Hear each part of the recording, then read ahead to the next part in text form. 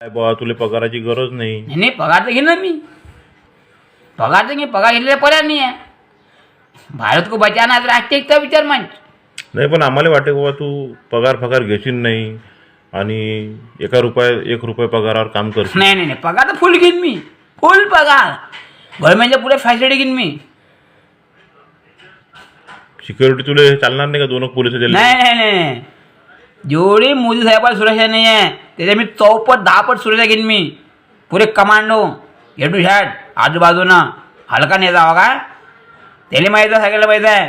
एकदा या खुर्ची बसला तर आई जेवून उतरते म्हणून खुर्चीवर, हे सगळ्यांना माहीत आहे. राजकीय लोकांना एकदा ह्या खुर्ची बसला ह्या उतरत नाही आई जीवन, हे सगळ्या लोकांना माहीत आहे. राजकीय लोकांना माहीत आहे. त्या साईडनं मग हेमा मालिनीची जयाप्रदा ह्या आहेत अजून. हो, त्या माय पेर आहे ना. त्याला पिये ठेवशील. नाही, पी म्हणण्याचं म्हणजे त्या संसद म्हणजे त्याला मी गाईड करेन ना. पी म्हणजे त्यांना मी गाईड करेन ना. हिमाचल जया भारदाजीला आप भाई भारत आपकी मद्रास में क्या काम होना चाहिए, क्या नहीं करना चाहिए, आगे प्रोग्रेस कैसा रहेगा अपना, भारत में कौन सी परिस्थिति आने वाली है, क्या देश को कैसे संभालना पड़ेगा. राष्ट्रीय मीटिंग घेईन ना मी. पगार नको घेऊ. नाही, पगार घेईन.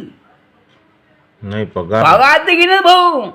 इकडला सूर्य तिकड निघा तरी पगार तर घेईनच मी. हे तर सगळ्यांना माहिती आहे का, पगार घेतल्याच्या राहत नाही म्हणून. 1500 रुपये महिना. 1500 नाही, 15 लाख बी घेऊ शकतो मी. सगळ्या लोकांना माहीत आहे. सगळे लोक पैसे घेऊन बसल्या. कारण मी भाऊ खंडारी जे आहे बा, ह्याच काही नाही काही देशाचं नियोजन करू शकते. लेकराबाद भरू करू शकते. आता लालबहादूर शास्त्री होते, त्याला फक्त 60 रुपये पगार होता. अगोदरचे नेते ना आणि आताचे नेते, पहिला प्रश्न यांना अजून काहीच माहिती नाही भारताबद्दल. पहिला मुद्दा, देशामध्ये येले काहीच मुद्दे माहीत नाही. पण तुला पगार काय पाहिजे साऱ्या फॅसिलिटी असल्यावर?